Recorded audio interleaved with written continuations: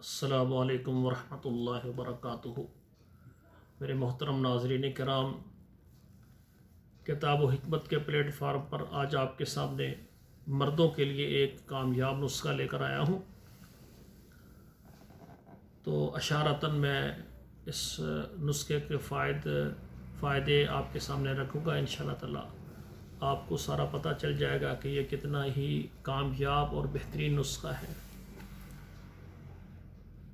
इस नुस्खे के इस्तेमाल करने से मुकम्मल इंतशार होगा और जिस्म के आसाब को मुकम्मल तौर पर ताकत मिलेगी।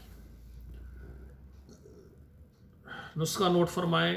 ज़ाफ़रान 3 ग्राम, कुचला पाउडर या कुश्ता कुचला ले लें, वो 12 ग्राम, जड़ पान 6 ग्राम, बैमन सफ़ेद 6 ग्राम, मिर्च स्याह 6 ग्राम।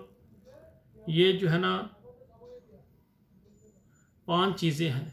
ज़ाफ़रान 3 ग्राम, कुचला जो है पाउडर या कुचला जो है ना कुश्ता कुचला ले लें 12 ग्राम, जड़ पान ये 6 ग्राम, बैमन सफ़ेद 6 ग्राम, मिर्च स्याह 6 ग्राम। ये सब को बिल्कुल बारीक पीस कर इसके 500 mg के आप कैप्सूल भर लें। एक कैप्सूल रोज़ाना नीम गर्म के दूध के साथ रोज़ाना आप रात को खाना खाने के बाद खा लें। एक कैप्सूल रोज़ाना नीम गर्म दूध के साथ आप खाएं। इंशाअल्लाह ताला मुकम्मल इंतशार होगा, दौरान मुबाशरत ढीलापन नहीं होगा और उज़्व की तमाम कमज़ोरियाँ दूर हो जाएंगी और जिस्म के जो है ना आसाब इंशाअल्लाह ताला मुकम्मल आपका असाबी निज़ाम ताकतवर हो जाएगा। इस नुस्खे के बेशुमार फ़वाइद हैं। असाबी कमज़ोरी, इंतशार को मुकम्मल करना और असाबी दर्दों का, अगर जिस्म के अंदर असाबी दर्दें हो रही हैं ना तो वो दर्दें भी ख़त्म हो जाएंगी।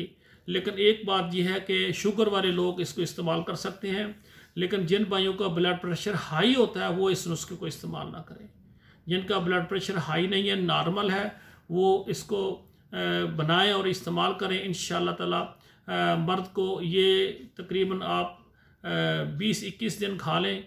इंशाअल्लाह ताला खाने से आपको पता चलेगा कि आपके आसाबी कुव्वत इंशाअल्लाह ताला मुकम्मल हो जाएगी और इंतशार मुकम्मल आएगा और दरमियान में ढीलापन भी नहीं होगा। तो ये मेरे भाई जो कमज़ोर हैं मर्दाना ताकत में, तो वो ये नुस्खा इस्तेमाल करें और दुआ में याद रखें। आपका भाई कारी अब्दुल मन्नान, ज़ैगम जद्दा, सऊदी अरब। वस्सलामु अलैकुम वरहमतुल्लाहि वबरकातुहू।